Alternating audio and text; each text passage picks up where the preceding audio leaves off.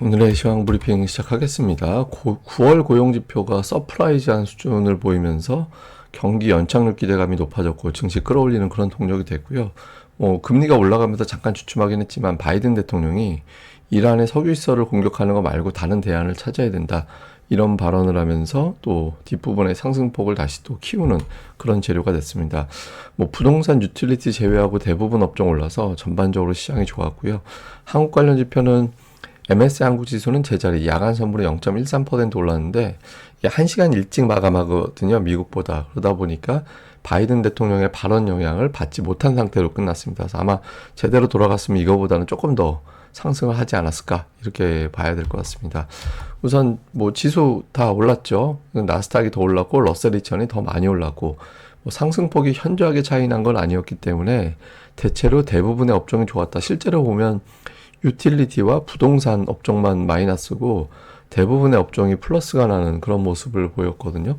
근데 이게 그냥 경기 연착륙에 대한 기대감이 높아진 거예요. 근데 다만 고용지표가 너무 강하다 보니까 금리와 달러 인덱스가 갑자기 확 올라가고 이렇게 되면서 금리 올라가면 또 투자들이 불안해 하잖아요. 초반에 이제 하락하는 그런 모습이 있었는데 어정쩡하게 계속 다시 상승을 복원하다가 뒷부분에 확 올라오는 그런 모습이 있었죠. 이때 이제 바이든 대통령의 발언이 있었거든요. 그래서 장중에 좀 밀렸다가 올라가는 그런 어떤 흐름을 보인 게 오늘 지수의 특징이었습니다.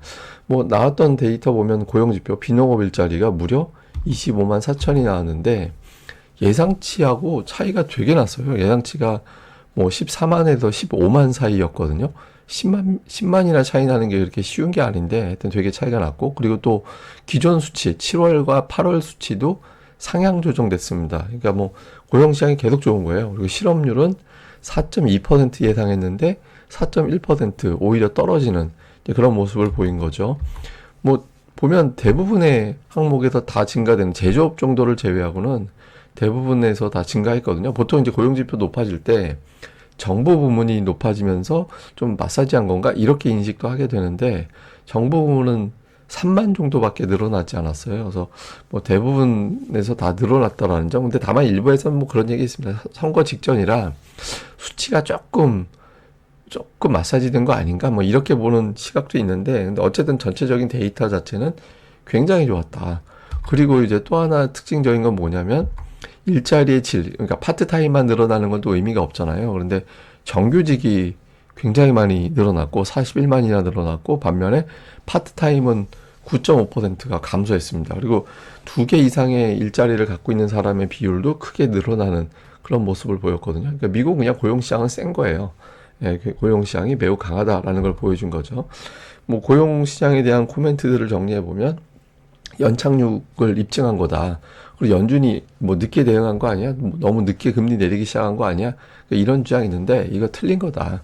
늦지 않았다라는 거를 보여준 거다. 이런 주장도 있고 또 다른 곳에서는 이게 당연히 증시에는 호재가 되는 거. 그러니까 경기는 좋은데 금리를 내리고 있는 상황 아니냐. 그러니까 증시에는 좋은 거다. 그러니까 이런 주장이 있었고요. 그다음에 블룸버그 보도에서는 다음 달에 발표될 고용 지표는 아마 지금보다는 안 좋을 거다. 왜냐하면 보잉 공장 파업이 있고 허리케인이 지금 있었는데 그 복구하는데 시간이 좀 걸려서 전력선이라든가 도로 복구하는데 시간이 걸려서 출퇴근을 못하고 이제 회사를 정상적으로 못 돌리는 곳이 있기 때문에 일시적으로 고용이 조금 후퇴될 것 같다. 이런 주장을 하기도 했습니다. 참고로 파업은 이제 어느 정도 파업 자체가 영향을 주는 게 아니라 파업 때문에 번지잖아요. 그러니까 예를 들어서 보잉 공장만 이제 노는 게 아니라 그렇게 되면 보잉에 공급하는 부품사들 이런 것들이 쉬게 되는 상황이 생기는 거죠. 그래서 이런 부분들이 다음 달 고용 지표에는 조금 부담을 줄 것이다. 이런 주장도 있었습니다. 그래서 연준에서는 다음 달 고용 지표는 이런 변수 때문에 참고를 안 할 거고 11월을 참고로 할 거기 때문에 결과적으로는 금리는 0.25만 올릴 것 같다. 이런 분위기가 된 것 같습니다. 경고하는 목소리도 있었습니다. 이번에 고용이 너무 강해서 인플레이션을 다시 자극할 거다. 이런 주장도 있었고요. 반면에 이제 오스틴 굴스비는 이번 고용지표 좋았는데 어쨌든 금리 아직 높다. 그래서 향후에 12개월에서 18개월 동안 금리나 지속할 거야. 이런 주장을 했습니다. 그래서 어쨌든 한때 5대5 정도 비율 정도 됐었는데 금리 11월에 0.25 내릴 확률이 99.2%, 0.5%포인트 인하 확률은 뭐 0.8%밖에 안 돼서 사실상 이제 0.25가 확정적인 그런 분위기가 됐고, 10년물 국채 금리는 3.96%까지 올라갔습니다. 이게 최근에 은근히 올라오고 있는데, 좋게 보면 뭐 경기 침체가 아니다라는 걸 입증하는 거다 이렇게 보는데, 또 금리가 너무 올라가면 이거 자체가 또 문제가 되거든요. 그래서 3.96까지는 이제 이거 4 넘어가면 시장에서는 또 금리를 의식할 수도 있어서, 이제 그 10년물 국채 금리의 어떤 추이는 당분간 조금 더 모니터링은 해봐야 될 것 같습니다. 그리고 또 하나 관심은 국제유가였는데, 유가가 장중에 또 제법 올라가기도 했었거든요. 그런데 이제 뒷부분에서 상승폭이 좀 떨어졌어요. 상승폭을 둔화시켰던 이유는 바이든 대통령의 발언. 그러니까 이스라엘이 이란의 유전 공급을 공격을 할 수도 있다. 그러니까 이제 최상위 공격을 지금 핵시설로 보고 그 다음 단계 공격을 유전으로 보거든요. 석유시설로.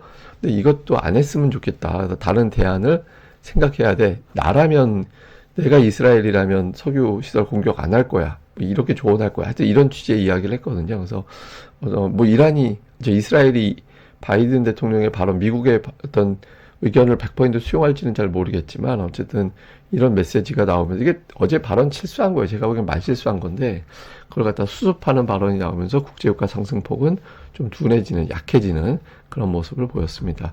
특징주로는 테슬라가 오늘 4% 가까이 올라갔는데 로보택시 출시 앞두고 있다라는 점들, 그다음에 이제 또 중국산 자동차 생산 차질이 빚어졌다는 점, 유럽에서 중국산 전기차에 대한 관세 확정을 했잖아요. 거기에 따른 어떤 반사 이익 기대 뭐 이런 것들도 있었고, 또 머스크가 테슬라 자동차가 1년 내내 스스로 운전할 수 있을 거다. 그러니까 자율주행 출시에 대한 자신감을 보여줬거든요. 그러니까 이런 부분들이 또 효과를 낸 것 같고, 그 다음에 AMD가 오늘 또 거의 5% 가까이 올라갔는데, 그 리사수, 그러니까 여기 대표가 AI가 과장이라고 생각하는 사람들이 있잖아요. 근데 그 사람들한테 두 단어로 말할 수 있다. 틀렸어. 예, 이렇게 이제 또 코멘트를 했어요. 그래서 5년 동안 상당히 폭발적인 어떤 성장을 기록할 수 있을 것 같다. 그러니까 이런 어떤 AI 성장에 대한 자신감을 보여주면서 AMD 올라가고 그 외에 반도체주들을 전반적으로 끌어올리는 그런 역할을 했습니다.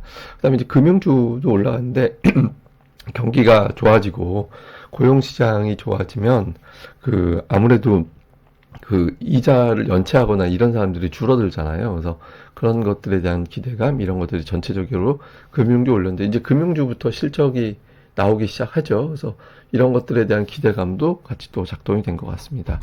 우리나라 관련된 지표는 MSCI 한국지수는 제로, 그러니까 거의 변화가 없었고요. 그 다음에 야간 선물은 0.13% 올랐는데 아까 말씀드린 대로 막판에 바이든 대통령의 발언 효과를 누리지 못해서 아마 정상적으로 돌아갔으면 제 생각에는 뭐 0.3, 0.4% 정도까지 올라가지 않았을까 이렇게 추정을 해볼 수 있겠습니다. 뭐 시장을 좀 요약을 해보면 사실상 미국 경제는 연착륙이 확정적인 걸로 보여지죠. 일단은 저게 왜 중요하냐면 그러니까 미국이 연착륙이냐 무착륙이냐 뭐 어떻게 돌아가느냐에 따라서 글로벌 경기에 또 절대적인 영향을 주잖아요. 그래서 일단은 미국은 경기 연착륙, 중국은 경기 부양 이런 구도는 뭐 우리한테 중기로 보면 나쁠 이유가 없죠. 근데 이제 하나 걸리는 건 중동 상황이 어정쩡해요. 일단 항만 파업은 종료가 됐는데 그 중동은 지금 어떻게 될지 알 수가 없잖아요. 그러니까 주말 사이에 또 어떤 일이 벌어지는지 일단은 보통 올해 중동의 패턴은 한번 세게 충돌하고 나면 좀 잠잠한 그런 상황인데 네타냐후가 워낙 좀 이상한 캐릭터라 또 상황을 좀 봐야 될 것 같습니다. 그 다음에 앞서 말씀드린 대로 국제금리가 추가적으로 올라간다면 이거는 좀 부담이 될 수 있죠. 근데 더 중요한 건 어닝 시즌이 시작되거든요. 우리나라는 저는 다음 주 화요일 삼성전자 잠정 실적 발표가 굉장히 중요한 변곡이 될 거라고 보는데 어쨌든 미국도 또 금융주들 실적 나오기 시작하고 그래서 어닝 시즌 돌아가면서 여기에 대한 평가 보통 미국은 어닝 시즌은 예상치 상회하고 같이 발표하는 가이던스는 되게 보수적으로 잡고 이런 패턴이 좀 있거든요. 근데 어쨌든 실적이 어떻게 되느냐가 상당히 중요해서 이제는 실적을 챙겨봐야 되는 그런 구간으로 넘어갔다 이렇게 보면 되겠습니다. 미국 시장 이야기인데 미국이 2년 연속 20%대 올라가거든요. 그러니까 이런 현상은 2000년대 이후에 본 적이 없었어요. 예전에 1990년대 후반이나 20% 이상 연속적으로 올라간 시기가 있었고 그 이외에는 그런 현상은 없었거든요.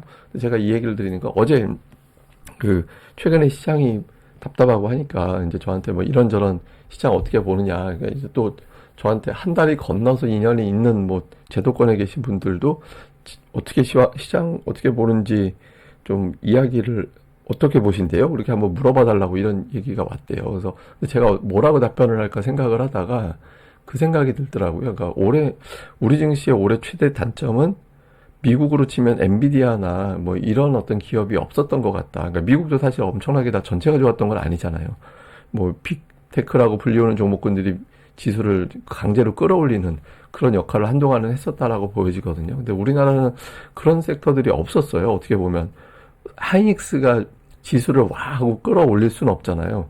시가총액 비율이 아무래도 그러니까 삼성전자하고 또 같이 가야 되는 그런 패턴이니까. 그리고 뭐 삼성바이오가 올라간다라고 해서 지수를 강제적으로 계속해서 끌어올릴 수 있는 그 정도의 시가총액 비중은 아니고, 그래서 그런 게 없었기 때문에 우리 시장이 상대적으로 좀 어려움이 있었던 것 같다. 더군다나 하반기 들어서는 삼성전자가 천덕꾸러기가 돼버리는 바람에 그냥 동네 바보용이 완전히 돼버렸죠. 그런데 중국이 경기 부양에 성공을 하고, 그러니까 미국이 연착륙으로 사실상 가게 된다라면 좀 양상이 바뀔 수도 있지 않을까. 그래서 증시에 들어오는 자금이 워낙 적기 때문에 뭐 폭발적으로 증시 전체가 반등하는 상황이 나오기는 쉽지는 않을 것 같고, 그렇지만 중국과 G2의 어떤 경기 회복 또는 경기 연착륙 기대감이 높아진다라면은 업종별로 좀 돌아서는 업종이 나올 것으로 보여져서 4분기하고 내년도 상반기까지는 종목 장세 기회는 조금씩 올 것 같다. 뭐 이 정도로 이야기를 했거든요. 그래서 저 미국 증시가 만약에 저 상태로 갈 수 있는 힘이 유지가 된다면, 그다음에 중국에서 지금 연이어서 경기 부양책 퍼붓고 있잖아요. 그래서 이게 중기로 보면 우리 증시 업종별로는 좀 기회가 될 수도 있기 때문에 업종별 수급 동향 뭐 계속해서 좀 챙겨봐야 될 것 같고, 저도 앞으로 방송에서는 이 부분을 조금 더 강조하면서 설명을 드릴 예정입니다. 그래서 좀 좋았으면 좋겠네요. 특히 다음 주에 삼성전자가 좀 잘 돌아가고 금투세 문제도 완결이 돼서 좀 투자들이 좀 거래 대금도 늘어나고 이런 환경이 좀 만들어졌으면 좋겠습니다. 예, 그럼 또 주말 잘 보내시고요. 저는 다음에 뵙겠습니다. 이 방송 구독하기와 좋아요 꼭 부탁드립니다. 감사합니다.